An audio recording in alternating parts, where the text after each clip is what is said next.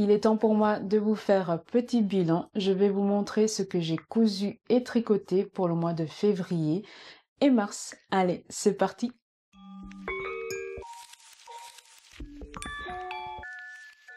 Salut tout le monde, j'espère que vous allez bien. Je suis ravie de vous retrouver aujourd'hui pour un bilan. Je vais vous montrer ce que j'ai cousu et tricoté durant le mois de février et mars. J'ai pas eu beaucoup d'occasions pour coudre ces 2 derniers mois. Si vous me suivez sur Instagram, j'ai commencé les travaux de mon futur atelier.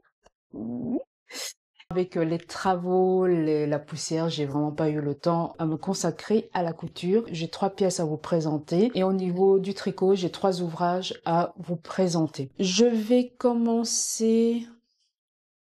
pense que je vais commencer par la partie tricot.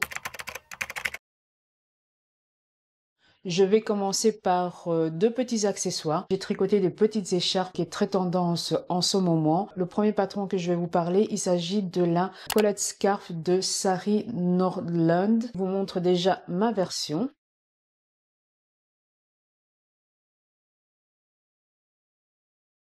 C'est vraiment le style de petite écharpe comme là. C'est la Sophie Scarf et j'avais envie de tricoter autre chose que ce modèle. Je suis pas plus fan que ça du modèle de la Sophie Scarf, mais je préfère le modèle de la Sophie Shawl. Pour le modèle de Colette, Colette Scarf, vous avez de la torsade ici. Vous avez de la torsade et quelques points à mousse et un peu de dentelle à ce niveau-là. Et au niveau de la bordure, c'est un high cord.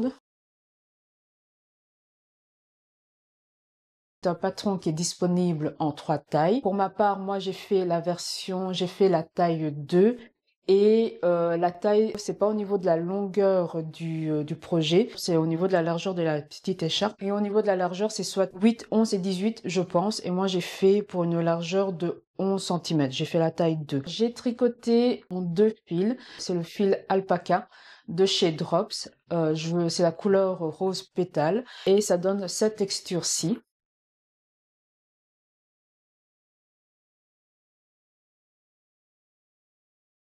Pour être honnête, c'est pas vraiment le style d'écharpe que je porte. Mais voilà, je pense que c'est pas mal d'avoir ce type d'écharpe dans son sac quand il fait un peu froid pour le mettre autour du cou. Il faut que je trouve encore comment vraiment l'associer à plusieurs looks. Mais très contente, c'est un tricot qui est assez simple à faire. Au niveau poids technique, il faut savoir faire des torsades, poids mousse. La dentelle, c'est très simple, c'est à jeter. Mais vraiment le poids technique, c'est l'high cord au niveau de la bordure. Mais quand vous avez compris le principe, ça va tout seul.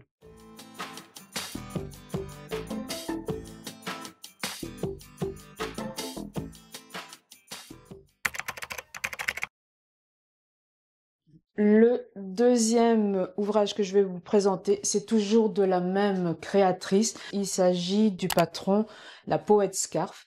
Alors c'est un patron en demi-lune avec un motif qui est très joli et vraiment j'avais envie de tester. J'étais assez curieuse de réaliser ce motif. En fait, elle a des gammes de patrons.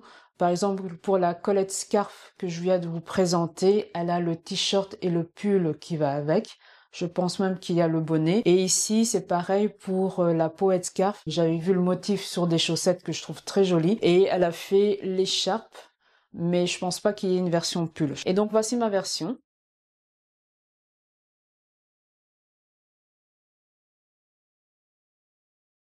Je vous montre le motif de plus près. Il est vraiment magnifique.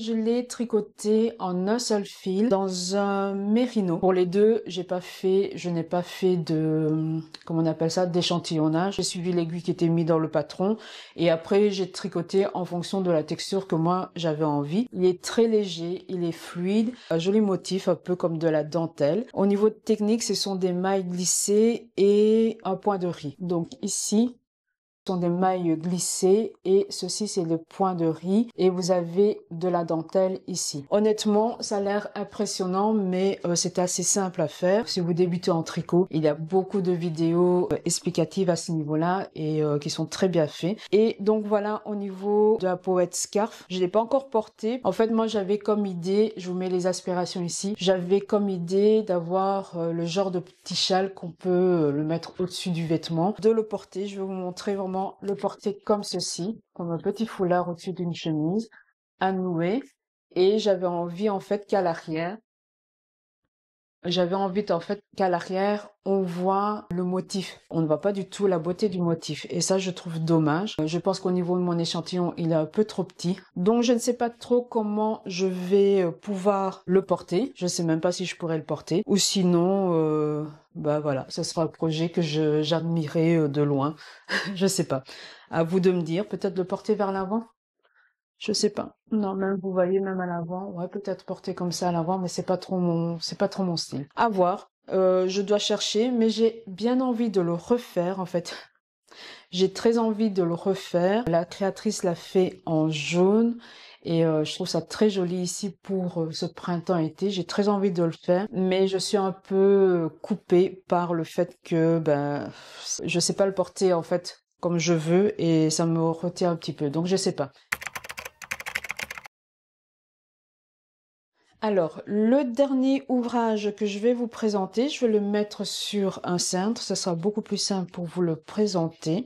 Alors, c'est une deuxième version, vous l'avez déjà vu porter lors de mes dégaines. Je vous l'ai même présenté lors d'une de mes vidéos de bilan, mais je vous avais pas donné plus d'informations dessus.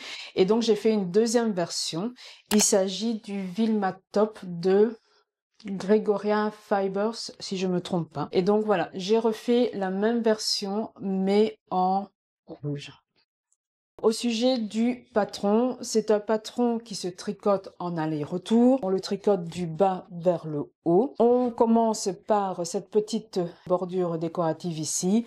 Et puis vous avez tout un motif de dentelle sur le devant. On commence par un montage provisoire, c'est-à-dire que vous créez une chaînette au crochet et après vous relevez les mailles et vous commencez à tricoter votre projet. Pour ma part, moi je n'aime pas trop ce système de mailles provisoires. J'ai commencé par le montage à l'envers, donc j'ai fait ce motif ici et puis j'ai fait les deux mailles en envers et puis j'ai commencé à reprendre le patron dans le bon sens et j'ai commencé à faire mon gilet. J'ai fait la même chose pour la première version et ça va très bien et je trouve que c'est même mieux. Au niveau du fil, pour la première version j'avais utilisé de la Charisma. Ici pareil, c'est la Charisma de Drops et l'autre je vous mettrai aussi, si vous êtes intéressé, je vous mettrai aussi les informations en barre de description pour la couleur du premier modèle. Donc vous commencez à tricoter de bas vers le haut, arrivez ici aux emmanchures, vous séparez vos devants et le dos et vous rejoignez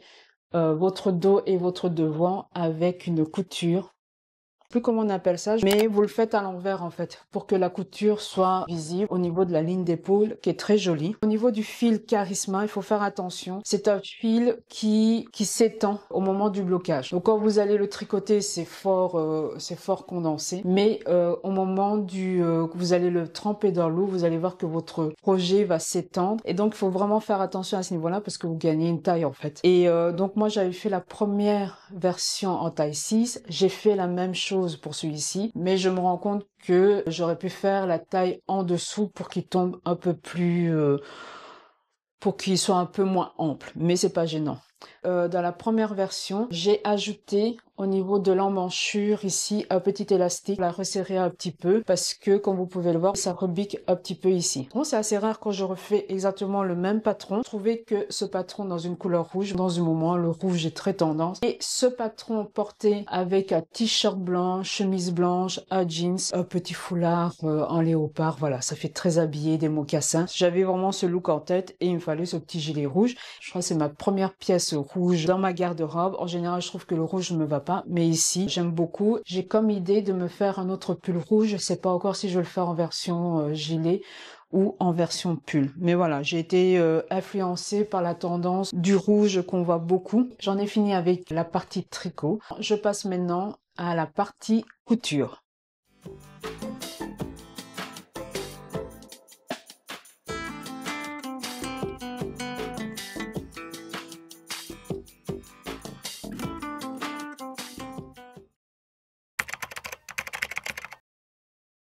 J'avais envie de me coudre une combinaison, mais comme c'est un vêtement qui est assez délicat à porter, ça dépend de la morphologie, j'ai choisi celui de Closet Core Pattern. Ici, je porte ma première version que j'ai cousue l'année passée. Ceux qui me suivent sur Instagram, vous l'avez déjà vu, mais j'ai complètement zappé le fait de vous en parler ici sur YouTube, et donc c'est l'occasion pour moi de vous en parler puisque j'ai fait une deuxième version ici que je vais vous montrer un tout petit peu plus tard. J'ai beaucoup de choses à vous dire au sujet de ce patron.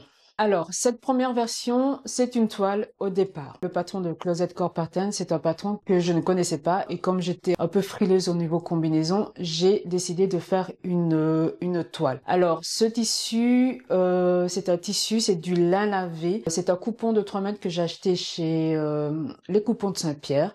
Et je l'ai utilisé pour faire la toile parce qu'en fait, quand j'ai reçu le coupon, j'étais vraiment déçue. J'avais une autre idée de lin lavé, j'avais une idée bien particulière de lin lavé que je voulais. En fait, j'avais déjà cousu du lin lavé bien avant et le tissu était beaucoup plus, enfin, ça ressemblait vraiment à du lin, mais un peu plus épais. Mais ici, celle-ci, c'est vraiment un lin qui est beaucoup plus épais. Ça ressemble un peu à un tissu d'ameublement. Deuxièmement, au niveau de la couleur, j'ai trouvé vachement flash. Alors, j'aimais pas trop ce rose fuchsia vraiment très corsé. En plus, le tissu, il est un peu texturé. Je vais vous montrer.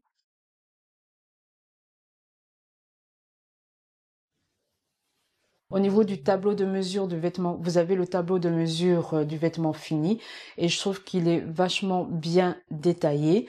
En général, quand on vous met les mesures du vêtement fini, soit on vous met le tour de taille, votre tour de poitrine et le tour de hanche. Et dans le patron de Blanca, vous avez les mesures du vêtement fini pour chaque taille et pour chaque partie du corps. Donc vous avez pour les manches, la longueur des manches, la longueur de votre tour de biceps. Pareil pour la longueur de fourche, la taille. Franchement, c'est super bien détaillé à ce niveau-là et donc ça vous permet de voir un peu quelle taille vous pouvez sélectionner. Pour ma part, j'ai sélectionné la taille 14 pour le buste, pour avoir une aisance positive de 6 cm. Pour mes hanches, j'ai sélectionné la taille 20 pour avoir une aisance de 3 cm. Pour les cuisses et les genoux, je suis retournée à la taille 14. Donc vous voyez, j'ai vraiment joué avec les tailles. Du coup, j'ai dû m'amuser à grader et à redessiner. Passer de la taille 14 à la taille 20, je vous avoue que c'est pas évident, mais je suis arrivée. Et j'ai quand même ajouté par précaution au niveau de ma longueur fourche dos, j'ai quand même ajouté 3 cm parce que moi en général je dois ajouter. C'est vrai que la taille de Blanca ça se porte bas, mais moi vu ma cambrure et mon fessier, la taille un peu basse, ça n'irait pas. Après le premier essayage, j'ai eu un excédent de tissu au niveau du dos, donc j'ai enlevé 2 cm au niveau de la hauteur du dos. Et au niveau des 3 cm, c'était nickel. La ceinture tombe au bon endroit. J'avais juste ça à faire au niveau des modifications. Et au moment de mon premier essayage, je montre quand même à mon mari pour voir si ce style de combi peut m'aller ou pas, et lui il a bien aimé et il a vraiment trouvé original le fait de l'avoir fait dans mon tissu rose. Et franchement j'étais quand même un peu surprise par sa réaction. Moi j'avais l'impression de ressembler à un bonbon rose, donc il m'a vraiment convaincue. Donc j'ai continué de coudre le patron pour le terminer. Je me dis tant qu'à faire, je termine et je vais porter la combinaison pour voir un peu au niveau porter comment ça donne, pour que ensuite je puisse voir si je refais une bonne version. Comme vous pouvez voir, j'ai fait la version manche longue. Les seules petites modifications que j'ai faites, j'ai voulu avoir vraiment le style combinaison streetwear et donc j'ai mis des élastiques. J'ai mis les élastiques au niveau du poignet et j'ai fait pareil au niveau du bas. C'est les seules petites modifications que j'ai faites. Et puis le reste, j'ai suivi toutes les instructions au niveau du montage, qui est très bien expliqué. Au niveau du livret, ce sont des schémas, mais c'est assez clair pour comprendre le montage. La partie la plus délicate de ce patron, c'est la pose du zip, parce que quand vous posez ce zip, il y a, vous voyez, ici, il y a un petit repli. Je ne sais plus comment on appelle ce type de pose. Et donc, vraiment, c'est la partie la plus délicate. C'est très bien expliqué au niveau du livret. Eux, ils disent soit il faut bâtir ou mettre du scotch. Franchement, papier collant, ça fonctionne pas. Donc, moi, je vous conseille vraiment de bâtir pour que ce soit bien mis. Et le point négatif au niveau de ce patron, c'est la finition ici du zip. Il y a un côté, il y a une patte ici, de ce côté, il y a une parmenture. Par contre, ici, il n'y a rien au niveau de la finition. Et donc, comme vous pouvez le voir, si vous décidez de porter ouvert, eh ben, on voit l'arrière, le dos de la tirette. Et comme moi, je l'ai cousu en me disant que c'était une toile, j'ai pas fait plus attention à ça. Et donc, on voit la couture rose sur un zip qui est rose clair. Donc voilà, il y a ce contraste. Donc pour cette version-ci, je la porte fermée parce que c'est pas très joli au niveau finition. Par contre, pour la deuxième version, ah oui, et ce que j'ai remarqué aussi dans cette première version, comme c'est un tissu qui est rigide, qui n'a pas d'élastane, le fait que j'ai modifié au niveau de la longueur du dos, quand je me penche en avant, j'ai pas assez d'aisance, ça tire un petit peu et c'est un peu gênant. Et donc j'ai fait une deuxième version, cousue exactement dans les mêmes tailles, les mêmes modifications que j'ai faites. Par contre, je l'ai cousu dans un denim qui a un peu d'élastane. C'est vraiment l'idéal pour ce type de combi. La combi, elle est super confortable. Ici, j'ai vraiment suivi le modèle comme dans le patron. Donc cette fois-ci, j'ai pas mis d'élastique. Et donc du coup, j'ai voulu mettre Et donc du coup, je dépose ici parce que ça fait du bruit. J'ai voulu mettre les boutons de pression pour replier, pour resserrer, mais je trouvais ça pas très joli et donc j'ai enlevé le surplus. Et donc pour la version de jambes, j'ai fait comme dans le patron. J'ai mis la patte ici pour resserrer justement la jambe. J'ai testé comme ça, porter sans resserrer la jambe. Je suis pas trop fan que ça parce qu'en fait le pantalon il s'évase légèrement au niveau du genou et je trouve ça pas terrible. Et donc pour moi là ici la patte elle est fixée. Je me suis même pas amusée à faire une boutonnière. J'ai cousu directement le bouton ici pour resserrer au niveau de la jambe. Pour une autre version, je vais modifier. Moi, je vais faire des jambes droites parce que voilà, je suis pas plus fan que ça de cette petite patte et comment ça donne sur la jambe. J'ai pas mis les passants et je me suis cassé un peu la tête pour avoir une belle finition au niveau du zip. Je vous montre le résultat. Donc, vous avez le côté ici avec la parmenture. Voilà. Je le mets là. L'intérieur, j'ai mis un biais et j'ai fait pareil ici. J'ai mis un biais sur la partie qui n'a pas la parmenture et donc j'ai gancé mon zip.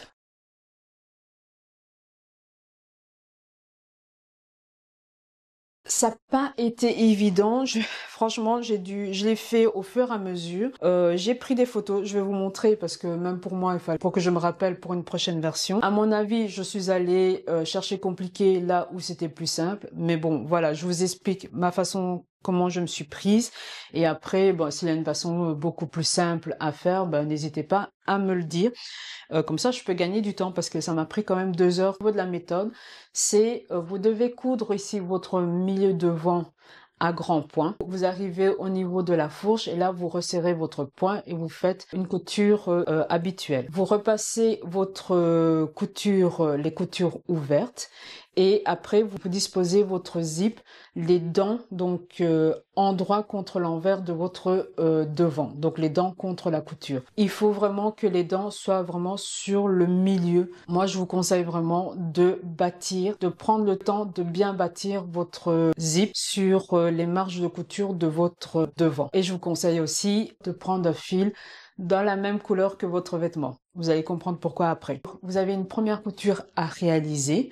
Moi, j'ai commencé par le côté où il n'y a pas la parmenture. Donc, vous avez votre première couture à faire. C'est pas évident à faire parce que vous avez le curseur de votre zip qui va vous gêner. Commencez vraiment plus bas. Pas enlever mes bâtis. Ensuite, j'ai gancé mon zip avec la valeur de couture. Et ensuite, j'ai fait ma surpiqûre comme demandé au niveau de patron pour que ça maintienne bien le tout. J'espère que c'est compréhensible avec les photos. J'ai enlevé en aucun moment mon fil à bâtir pour être sûr que tout restait bien en place. C'est la même chose pour l'autre côté. Et après, j'ai pu réouvrir au niveau du curseur et refixer mon zip ici correctement. Ça donne un peu d'épaisseur, ça maintient bien le col et donc c'est beaucoup plus propre comme ça. Au niveau du fit, j'ai voulu que ma combi soit vraiment ajustée. Il faut savoir qu'au niveau des valeurs de couture, les marges de couture du patron sont à 1,6. Moi, j'ai cousu à 1,5. Pour une prochaine version, j'aimerais quand même réaliser quelques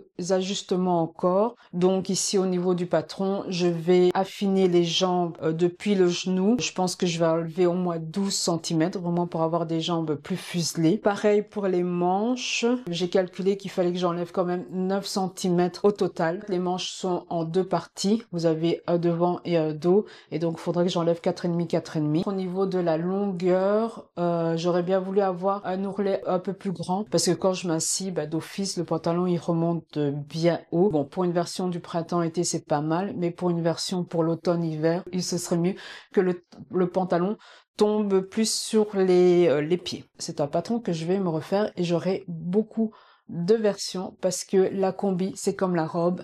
Quand vous savez pas quoi mettre, vous mettez une combi, une robe, et vous êtes habillé pour partir. Donc,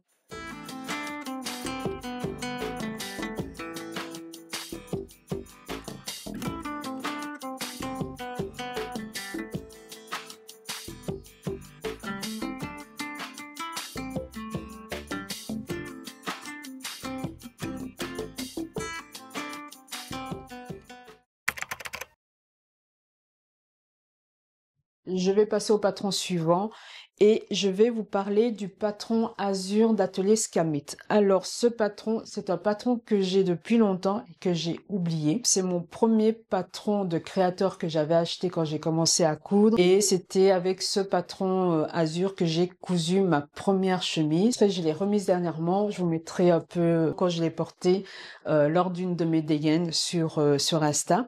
Et donc j'avais envie de me replonger dans ce patron. La chemise Azur, c'est une chemise qui est un peu loose. Elle a la ligne d'épaule ici qui est un peu décalée vers l'avant, et vous avez des fronces au niveau de l'épaule, vous avez des fronces au niveau dans le dos. Vous avez possibilité d'avoir deux types de col, soit une version col classique, une version froufrou, et c'est pareil pour les poignets, poignets classiques ou poignets froufrou. Au niveau de la finition de la chemise, soit elle se finit avec un ourlet droit, soit en forme de liquette. Vous pouvez réaliser une version robe, et c'est ce que j'ai fait ici. J'ai fait la version robe chemise, et je l'ai cousue dans un tissu. Je sais pas c'est quoi comme tissu, parce que je l'ai acheté dans mon fameux magasin, mais c'est un tissu qui est assez souple. C'est celui qu'on utilise pour faire des pantalons classiques pour hommes, vous voyez, de costume. Je sais pas c'est quelle matière. Et donc au départ, j'avais pris ce tissu là pour faire un pantalon à gilet, et là je sais pas pourquoi je suis partie sur la chemise Azur. J'ai cousu la taille 48, qui est la plus grande taille. Normalement, je pouvais rentrer dans la taille 46, mais je me disais, pour une robe chemise, j'ai surtaillé. J'ai ajouté 32 cm pour faire la version robe. J'ai fait le col classique et poignet classique. En fait, je voulais pour cette robe chemise qu'elle soit basique, que ce soit un bon basique que je peux porter, voilà, à toute occasion, que ce soit pour aller travailler ou pour sortir. Je suis assez mitigée par ma version parce que je trouve un peu ample, et par contre je suis très déçue au niveau de l'encolure. En fait, j'avais oublié ce poil, hein. C'était au niveau de l'encolure. Je sais que quand j'avais fait mes premières versions, j'étais assez déçue par l'encolure, mais je me suis rappelé au moment où j'ai porté qu'il fallait que je modifie au niveau du col. En fait, le col, je trouve que l'encolure est trop large. Vous allez le voir quand je vais le porter. En fait, comme ici, vous voyez, moi j'aime bien ce style de col qui tombe bien au niveau de l'encolure. Et celui-ci, il est trop large. Il est vachement trop large. Et donc, je ne sais pas porter cette robe chemise avec fermé, parce que voilà, ça tombe trop bas. Et quand on le porte ouvert, c'est trop ouvert, en fait, et je n'aime pas. Donc ça me fait un col énorme, et je n'aime vraiment pas du tout. Autre chose au niveau du col, la designeuse l'a patronné en une seule pièce. Moi, je n'aime pas trop cette façon de fonctionner, parce que en fait, j'ai un peu peur que au niveau de la cassure ici, vous voyez, ça soit pas net, vu que c'est en une seule pièce, surtout quand c'est un tissu qui est fluide. Et donc moi, je l'ai modifié. J'ai séparé le pied de col et le col.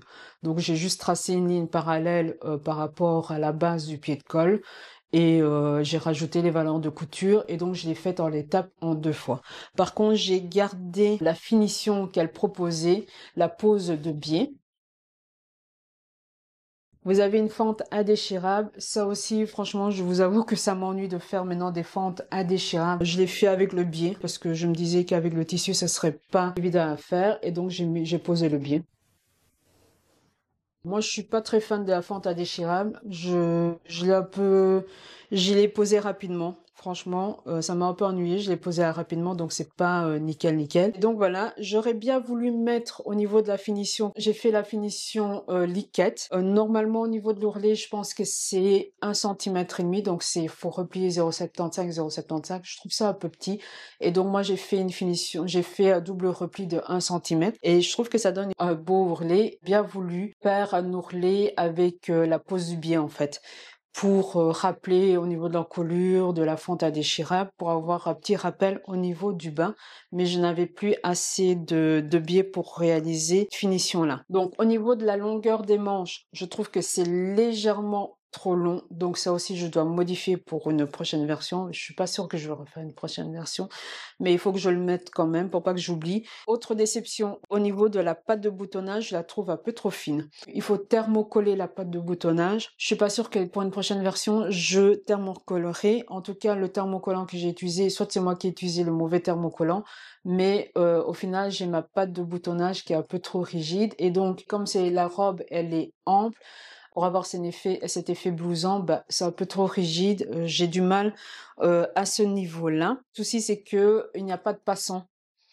Donc, quand c'est un tissu fluide et glissant comme ça, vous portez la robe, ça a tendance à jouer. Enfin, au niveau du tombé, ça tombe pas bien. Soit c'est parce que ma robe, elle est trop large, soit au niveau de la coupe, ça ne me va pas. Je sais pas, il y a un truc qui cloche.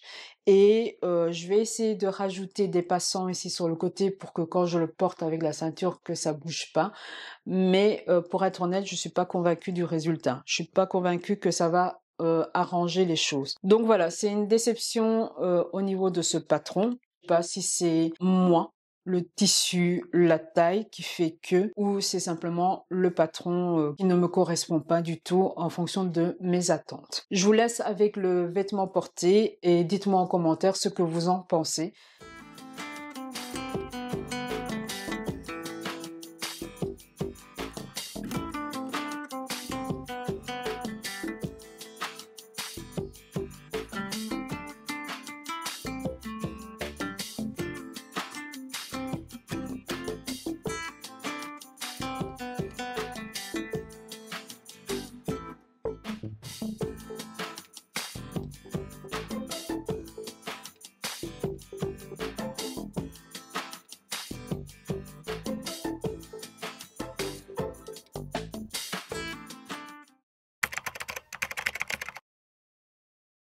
Dernier vêtement que j'ai cousu, il s'agit de la veste Molly du magazine Fibre Moule. Moi, j'ai la version PDF. Alors, je l'ai cousu dans une fausse fourrure léopard. Je vous le montre de plus près. Je suis tombée par hasard sur ce tissu et je l'ai acheté parce que c'était vraiment un coup de cœur et je n'avais pas une idée en tête, promener sur Pinterest et j'ai trouvé une inspiration. Et donc, je suis partie du patron Molly que j'ai modifié. J'ai cousu la taille L pour avoir une aisance positive au niveau du tour de poitrine de 20 cm. J'ai allongé la veste Molly de 10 cm et j'ai modifié les poches. J'ai fait des poches arrondies.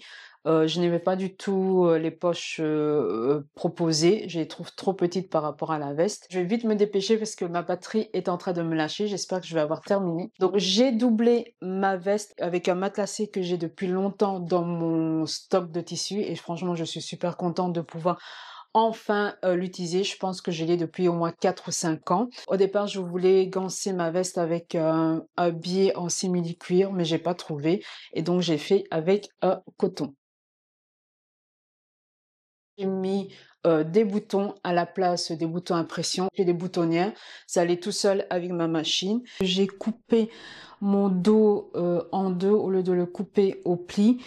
Comme je l'ai rallongé de 10 cm et que moi j'ai des hanches assez larges, En le découpant en deux, j'ai redessiné ma cambrure et comme ça, au moins, ça m'évite d'avoir de l'excédent de tissu au niveau du bas du dos. Donc, ça donne mieux en fait. Au niveau de la finition, j'ai arrondi un peu au niveau de la jonction entre le devant et le dos. C'est des petites modifications au niveau esthétique que j'ai faites et franchement, cette veste, elle répond vraiment à ce que j'avais imaginé. Je trouve qu'elle répond même plus au niveau de mes attentes. Ça correspond vraiment à l'idée que je voulais suivre. Voilà tout ce que je peux vous dire au niveau de cette veste.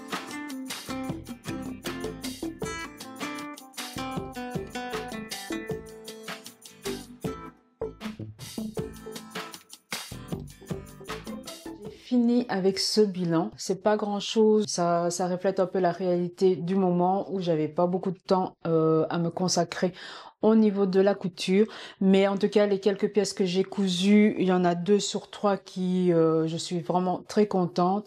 C'est un peu dommage pour ma robe chemise. Je suis un peu déçue parce qu'en fait j'ai gâché un peu le tissu, j'avais une autre idée en tête et je suis passée à ce projet-là et je suis pas sûre que je vais porter cette robe chemise, à moins que je prenne le temps peut-être de faire quelques ajustements, je verrai, mais je vous avoue que je suis pas trop motivée. Au niveau tricot, c'est pareil, c'est vraiment dommage que je n'arrive pas à trouver pour le moment comment porter cette écharpe et c'est comme ça, tout ne peut pas correspondre aux idées qu'on a en tête et puis voilà, c'est le jeu. Il faut l'accepter. On va se retrouver très vite pour une série de vidéos inspiration où je vais vous présenter des patrons à coudre pour la saison. C'est un thème de vidéo que j'avais très envie de vous proposer depuis longtemps sur ma chaîne et j'ai jamais eu vraiment l'occasion de le faire et là je suis enfin arrivée à tourner la première partie. Il me reste plus qu'à faire le montage. J'espère l'avoir fini